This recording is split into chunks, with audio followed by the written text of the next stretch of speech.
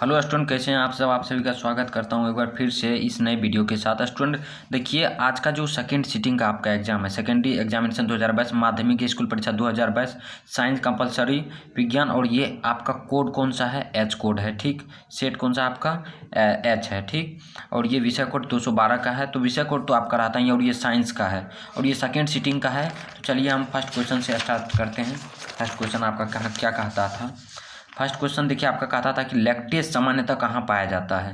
तो ये लैक्टेज जो पाया जाता है, शायद हमको लगता है फर्स्ट क्वेश्चन का थोड़ा दिक्कत है, तो ये हमको लगता है बरगद में ही पाया जाता है। तो इस क्वेश्चन को आप लोग दिमाग में नहीं रखेंगे। फिर अगला क्वेश्चन देख लीजिए, मानव मूत्र में यानी कि यूरिया का प्रतिशत मात्रा होती है, तो ये एग्जैक्ट जो होता है ये 60% होता है मानव के मूत्र में। फिर अब अगला क्वेश्चन आप लोग देख लीजिए, अगला क्वेश्चन क्या कहता है? 3 नंबर का कहता है कि भ्रूण का विकास होता है, तो इनका जो राइट आंसर होगा वो योनि में होगा। ठीक, ये योनि में होगा। और मैं बता दूं कि अगर आप चाहते हैं कि आउट ऑफ सिलेबस यानी कि क्वेश्चन को लेने के लिए समय पर 9:30 बजे आपको क्वेश्चन मिल जाएगा, तो आप इस चैनल से बने रहिए। व्हाट्सएप ग्रुप का लिंक नीचे डिस्क्रिप्शन बॉक्स में रहेगा, आप लोग उससे जुड़ जाइए। उस पर क्वेश्चन आता है पर डे। और चैनल को सब्सक्राइब कर लीजिए अगर नए हैं, तो क्वेश्चन को लेने के लिए चैनल पर भी मैं डाल देता हूँ। ठीक, आज भी आ गया था क्वेश्चन। चाहता है कि निकट दृष्टि दोष में किस लेंस का प्रयोग किया जाता है, तो इनका राइट आंसर हो जाएगा इसमें निकट दृष्टि दोष में अवतल लेंस का प्रयोग किया जाता है। ठीक, फिर आप 5 नंबर का क्वेश्चन देख सकते हैं, आपके सामने दिख रहा होगा कि लेंस की क्षमता का मात्रक क्या होता है, तो इनका तो डायोप्टर होता है। ठीक, फिर अगला क्वेश्चन देख लीजिए, 1 किलोवाट घंटा बराबर होता है, तो वो होता है 3.6 इंटू 10⁶ जूल के बराबर होता है। ठीक, ये तो सब बच्चा को भी मार के आया होगा, जो नहीं भी पढ़ा होगा। प्रकाश का चाल न्यूनतम होता है, तो वो तो आप जानते हैं कि जल में न्यूनतम होता है, क्योंकि जल वो मोटा होता है। ठीक, और वो जाने नहीं देता। आप ये सोचते होंगे कि ये न्यूनतम यानी ज़्यादा निर्वात में होता है प्रकाश का चाल। ठीक, लेकिन कम जो होता है वो जल में होता है। ठीक, आप लोग ध्यान रखेंगे इस क्वेश्चन को। फिर 8 नंबर का क्वेश्चन देख लीजिए। 8 नंबर का क्वेश्चन आपके स्क्रीन पर दिख रहा होगा, निम्न में किस लेंस की फोकस दूरी धनात्मक होती है, तो अवतल लेंस की फोकस दूरी धनात्मक होती है। ठीक, फिर अगला क्वेश्चन आप देख सकते हैं कि आयोडीन को निम्नलिखित में किस द्रव में घोलने से टिंक्चर आयोडीन बनता है, तो ईथर में घोलने से। ये एग्जैक्ट है और एक भी आंसर आपका गलत नहीं है। जो गलत होगा मैं नहीं बताऊँगा, जो नहीं मुझे आता होगा। फिर 10 नंबर का क्वेश्चन आप देख सकते हैं कि डालडा में उपस्थित वसा अम्ल किस प्रकृति का होता है, वो आंशिक संतृप्त होता है। फिर होता है अगला क्वेश्चन कि प्रोपेनॉन का क्रियाशील मूलक है, तो ये तो एग्जैक्ट आंसर है कि ये CO- होता है। ठीक, फिर अगला क्वेश्चन 12 नंबर का आपका दिख रहा होगा कि एथिलीन है, एथिलीन क्या है, तो ये एल्काइन है।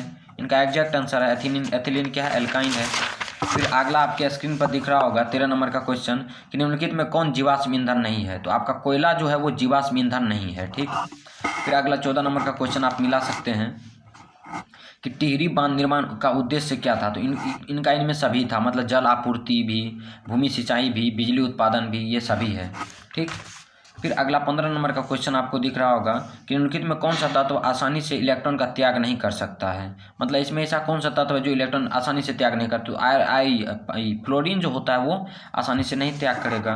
फिर अगला क्वेश्चन, निम्नलिखित में से किस तत्व में संयोजी इलेक्ट्रॉनों की संख्या सबसे अधिक होती है, तो सोडियम यानी फास्फोरस जो होता है उसमें इलेक्ट्रॉनों की संख्या इन सभी में सबसे अधिक होती है। ठीक, अगर ऑप्शन यहाँ पर अलग रहता तो ऑप्शन हम अलग दे देते। फिर अगला क्वेश्चन ये भी हल्का ही पूछा, कमरे के ताप पर द्रव अवस्था में रहने वाली अधातु है, यानी अधातु आपको देखना होगा। अधातु मतलब वो ब्रोमीन हो जाएगा। ये सब क्या है, धातु है, लेकिन ये भी है नाइट्रोजन भी अधातु, लेकिन ये नहीं पाया जाता है। अगला क्वेश्चन है, निम्नांकित में कौन सा युग्म एकल विस्थापन अभिक्रिया प्रदर्शित करता है, तो ये जो है आपका AgNO3, ये आपका एकल विस्थापन अभिक्रिया प्रदर्शित करता है। फिर अगला क्वेश्चन दिख रहा होगा कि आवर्त सारणी में आवर्तों की संख्या, यहाँ आवर्त सारणी में आवर्तों की संख्या मतलब ये क्षैतिज कतारों की संख्या कितनी होती है, तो टोटल 7 होती है। कितनी होती है, 7 होती है। और अगर पूछ देता क्षैतिज कतारों को यानी कि आवर्तों की संख्या छोड़ करके ये जो वो खड़ा होता है वर्टिकल लाइन, इसका जो होता है, इनको वर्ग बोलते हैं, वो वर्गों की संख्या 18 होती है, लेकिन पूछा था आवर्तों की संख्या। ठीक, फिर अगला क्वेश्चन मिला लीजिए, पेंटेन में कितने संरचना समावयवी होते हैं, तो इसमें 3 होते हैं, मतलब आइसोमेरिज में कितने बनते हैं इनको, तो पेंटेन का अगर बनाइएगा तो इस तरह से इनका 3 स्ट्रक्चर बनेगा। ठीक, फिर अगला क्वेश्चन देख लीजिए, अगला है कि दही में कौन सा अम्ल है, तो दही में मेन रूप से लैक्टिक अम्ल ही पाया जाता है। ठीक, दही में, ये देख लीजिए दही में। फिर 22 नंबर का क्वेश्चन आपको दिख रहा होगा कि निम्नलिखित में किस धातु को केरोसिन में डुबा, तो आपका कोई भी बच्चा भी जानता होगा कि सोडियम को डुबा कर रखते हैं केरोसिन में। फिर अगला है कि Al4C3 के जल अपघटन से निम्नलिखित में कौन बनता है? तो मैथेन जो होता है वो Al4C3 के जल अपघटन से बनता है। ठीक, फिर अगला क्वेश्चन दिख रहा होगा कि वह धातु जो सिर्फ अम्ल राज में घुलता है, मतलब H2SO4 में ऐसा कौन सा धातु घुलता है? तो इसमें सोना जो होता है वो वही Au जो होता है वही घुलता है। ठीक, फिर होता है वायुमंडल में नाइट्रोजन की मात्रा होती है, तो नाइट्रोजन की मात्रा तो 78% होता है। ठीक, फिर अगला क्वेश्चन आप देख सकते हैं, प्रकृति में पृथ्वी पर ऊर्जा का मुख्य स्रोत क्या है? ऊर्जा का मुख्य स्रोत तो सूर्य का प्रकाश ही है ना, उसी से ना ऊर्जा की प्राप्ति होती है हम लोगों को। फिर एक बुक का नाम दे दिया, इसका बोलता है कि इसको किसने लिखा है? तो इसको तो डार्विन लिखा है, ये कई बार पूछा भी गया है। ठीक, फिर अगला क्वेश्चन है कि ओजोन के अणु में ऑक्सीजन की परमाणु संख्या, मतलब ऑक्सीजन की परमाणु संख्या ओजोन में कितने हैं? O3 ओजोन होता है और इसमें कितने हैं? 3, तो ये 3 हो जाएगा। फिर होता है पौधे में प्रकाश संश्लेषण का स्थान होता है, तो ये क्लोरोप्लास्ट का स्थान होता है उसका। अब अगला क्वेश्चन पूछता है कि परिशेषी का हिस्सा है, तो वो संवहन तंत्र का है। ये एग्जैक्ट आंसर है, एक भी गलत आपको आंसर नहीं दिया जाएगा इसमें से। फिर अगला क्वेश्चन है कि एक खाद्य श्रृंखला में तीसरे पोषी स्तर पर हमेशा कौन रहता है? तो इनका थोड़ा हमको दिक्कत दिखा रहा है, लेकिन हम मार देते हैं, ये शाकाहारी हो सकता है, शाकाहारी। फिर अगला क्वेश्चन है 32 नंबर का, निम्न में से कौन से समूह में केवल जैव निम्नीकरणीय पदार्थ है? तो ये घास, पुष्प तथा चमड़ा, ये सब होता है जैव निम्नीकरणीय पदार्थ। फिर अगला क्वेश्चन आप देख सकते हैं कि निम्नांकित में कौन से अधातु विद्युत का सुचालक है? तो ये तो ग्रेफाइट जो होता है वो विद्युत का सुचालक होता है और वो अधातु है। अगला क्वेश्चन है कि बैटरी का अम्ल क्या होता है? तो बैटरी का अम्ल होता है सांद्र H2SO4। कली चूना का रासायनिक सूत्र पूछ दिया है, जो मैंने कराया था वीडियो में, तो CaCO3 जो होता है वो कली चूना का सूत्र होता है 35। ठीक, फिर अगला क्वेश्चन है कि आयोडीन युक्त नमक है, तो आयोडीन युक्त नमक आपका इसमें थोड़ा हमको कन्फ्यूजन बुझा रहा है, तो आप देख लेंगे कहीं से। फिर 37 नंबर का क्वेश्चन कहता है प्लास्टर ऑफ पेरिस का रासायनिक नाम क्या है? तो ये इसका नाम हो जाएगा, ये आपका यहाँ दिख रहा होगा, कैल्शियम सल्फेट अर्ध हाइड्रेट। ये सबको बताए थे चैनल से। लौंग तेल किस प्रकार का सूचक है? तो वो गंधीय होता है। ठीक, बायोलॉजी में इस तरह के क्वेश्चन मैंने कराया था। घरेलू गैस का प्रमुख अवयव है, तो घरेलू गैस का जो प्रमुख अवयव होता है वो ब्यूटेन ही होता है। ठीक, ब्यूटेन घरेलू गैस का प्रमुख अवयव होता है। ठीक, C16 फ्लोरीन की आकृति निम्नलिखित में से किसकी जैसी होती है? तो C16 फ्लोरीन की आकृति निम्नलिखित में से किसकी जैसी होती है? ये चतुष्फलकीय होती है। ठीक, चलिए 40 नंबर तक हो गया है। चैनल पर नए हैं तो सब्सक्राइब करके बेल आइकन को प्रेस कर लीजिए और लाइक कर दीजिए, जिससे कि हमें मोटिवेट हो। एक वयस्क मनुष्य के कितने दांत होते हैं? तो सबको पता है 32 होते हैं। मस्तिष्क उत्तरदायी होता है, तो इनमें से सभी के लिए, हृदय स्पंदन के लिए भी, शारीरिक संतुलन के लिए भी, सोचने के लिए भी। अगर मेरा वीडियो देखेंगे तो उसमें इस तरह के क्वेश्चन मैंने बताया है फिजिक्स में। फिर अगला है 43 नंबर का क्वेश्चन कि ट्रेकिया किस जीव का श्वसन अंग है? तो वो हाइड्रा का श्वसन अंग है। फिर अगला क्वेश्चन है कि शरीर में भोजन का पचना किस प्रकार की अभिक्रिया? तो ये तो उपचयन अभिक्रिया है ना, शरीर में भोजन का पचना। फिर अगला है कि पूर्ण विकसित अंडाशय कहलाता है, तो पूर्ण विकसित अंडाशय जो होता है वो फल कहलाता है। ठीक, फिर अगला क्वेश्चन देख लीजिए 46 पे हम पहुंच गए हैं कि एक स्त्री में कौन से लिंग गुणसूत्र मिलते हैं? तो वो XX मिलते हैं, किसमें? स्त्री में। अब अगला आता है कि मृतोपजीवी का उदाहरण है, तो वो हो जाएगा गोबर छत्ता, मृतोपजीवी का उदाहरण है। अगला क्वेश्चन है कि गाढ़ कोशिका की कौन सी भित्ति मोटी होती है? तो इनमें से सभी, यानी इन सभी जो है, इन सभी की भित्ति मोटी होती है। निम्न में से किसे रासायनिक दूत कहा जाता है? तो हार्मोन जो होता है उनको रासायनिक दूत कहा जाता है। अगला क्वेश्चन है कि पौधे के उत्सर्जित पदार्थ निम्न में से कौन है? तो ये रेजिन जो है, ये कौन है? पौधे के उत्सर्जित पदार्थ है। ठीक, आप 51 नंबर का देखते होंगे कि मानव हृदय में कोष्ठों की संख्या थी, ये तो मैंने 10 दिन पहले ही कराया था कि 4 होती है। अगला क्वेश्चन है कि निम्न में से कौन हेटेरोक्राइन ग्रंथि है? तो ये पिट्यूटरी ग्रंथि जो है वो है। पौधों में गैसों का आदान प्रदान कहाँ से होता है? तो वो रंध्र द्वारा गैसों का आदान प्रदान होता है। मैं बता दूं कि अगर आप पॉलिटेक्निक की तैयारी करना चाहते हैं और सरकारी कॉलेज लेना चाहते हैं तो इस चैनल को सब्सक्राइब करके बेल आइकन को प्रेस कर लीजिए, और इस चैनल से आपको सरकारी कॉलेज ही नहीं अच्छे ट्रेड भी दिलाएंगे हम। ठीक, दोस्तों को भी बता दीजिए निम्नलिखित में से कौन पुरुष हार्मोन है? तो एंड्रिलेनिन जो है वो हार्मोन है। अगला क्वेश्चन आ गया कि किण्वन क्रिया पाई जाती है, तो वो ईस्ट में पाई जाती है किण्वन की क्रिया। ठीक, फिर अगला क्वेश्चन है कि प्रकाश संश्लेषण होता है, तो वो दिन में होता है। फिर लेंस की आवर्धन का SI मात्रक, यहाँ लेंस का नहीं पूछा है, लेंस की आवर्धन का SI मात्रक पूछा है, तो वो मात्रक विहीन होता है। क्या होता है? मात्रक विहीन। ठीक, किसी अंतरिक्ष यात्री को आकाश कैसा प्रतीत होता है? तो वो तो काला प्रतीत होता है ना।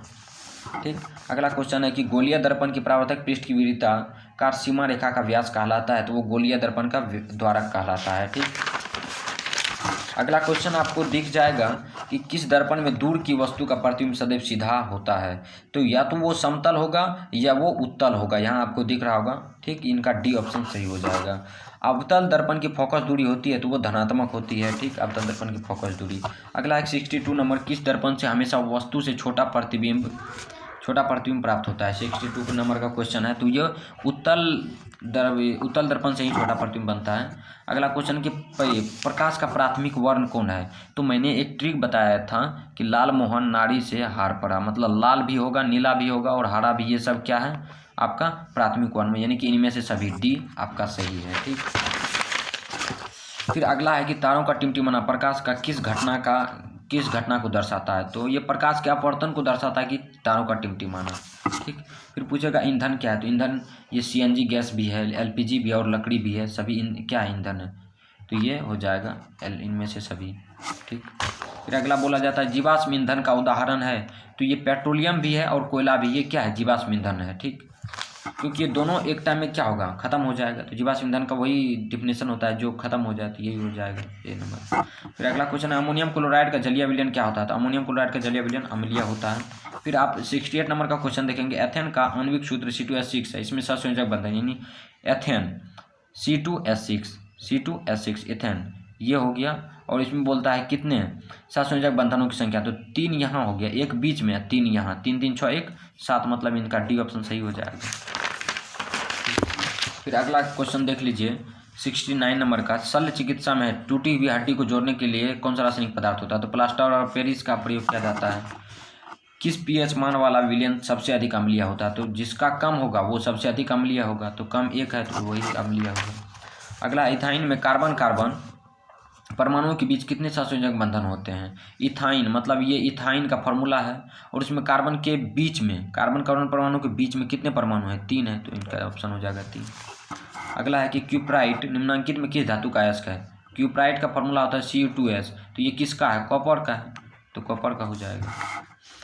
अगला है कि किसी विद्युत बल्ब का अनुमान तक ये देखिए दिया हुआ है 220 वोल्ट बटा 100 वाट बराबर 110 वोल्ट बटा, फिर यहाँ पर P ही पूछा है, देखिए यहाँ उपयुक्त शक्ति पूछा है, तो अगर काटिएगा 0 से 0 आएगा, यहाँ आएगा, मान के चलिए यहाँ से 0 काट दिए 110 बचा, तो यहाँ से 22 पंजे कितना हो जाएगा, इतना कट जाएगा वो, तो P का मान कितना चले आएगा 50 वाट, तो ये 50 वाट आपका राइट आंसर है। फिर अगला देख लीजिए निम्नलिखित में से किसे लंबी विद्युत धारावाही तार के निकट चुंबकीय क्षेत्र का सही वर्णन करता है, तो ये जो आपका सी है मैंने पढ़ा, इसी कारण से दे दिया आंसर कि चुंबकीय क्षेत्र की क्षेत्र रेखाएं अड़िया होती है जिनकी उद्भव तार से होता है। ठीक, ये आपका ऑप्शन सही है 74 का। और 75 में आया है क्वेश्चन कि प्रतिरोधकता का सही मात्रक क्या होता है, तो प्रतिरोधकता का ओम मीटर होता है। फिर अगला है कि जब एक से अधिक प्रतिरोधक श्रेणी क्रम में जुड़े रहते हैं तब कौन सी भौतिक राशि उनमें समान रहती है, तो प्रतिरोध जो होता है वो समान रहता है। ठीक, सभी एक ही नंबर के क्वेश्चन आए थे जैसा मैंने बताया। अनवीकरणीय ऊर्जा है, तो ये कोयला से प्राप्त ऊर्जा जो है वो अनवीकरणीय है। फिर अगला देखिए ये भी दिया हुआ है, इसको मैंने पढ़ लिया, लेकिन ये अवतल लेंस की तरह अवतल लेंस की भांति क्या करेगा, व्यवहार करेगा। ठीक हो गया। अगला है 79 नंबर का, ऊर्जा के 2 अनवीकरणीय स्रोत कौन कौन है, 2 अनवीकरणीय, तो कोयला और पेट्रोलियम अनवीकरणीय है। अगला है कि उत्तम ऊर्जा का स्रोत वह है जो क्या हो जाएगा, जो सरलता से सुलभ हो जाएगा, जो प्रति एकांक आयतन वाले द्रव्यमान अधिक कार्य करेगा, जिसका भंडारण तथा परिवहन आसान हो, तो इनका डी ऑप्शन सही हो जाएगा। ठीक, तो आपका 80 नंबर तक क्वेश्चन हो गया है। तो आज के लिए इतना ही, फिर कल मिलेंगे आपके जितने भी आउट ऑफ सिलेबस से क्वेश्चन आएंगे वो लेकर के, तो चैनल को सब्सक्राइब करके रखिए, क्योंकि क्वेश्चन आता है सिर्फ इसी यूट्यूब चैनल से, तो मिलेगा यहीं से, पास करिएगा यहीं से अगर नहीं कुछ पढ़े।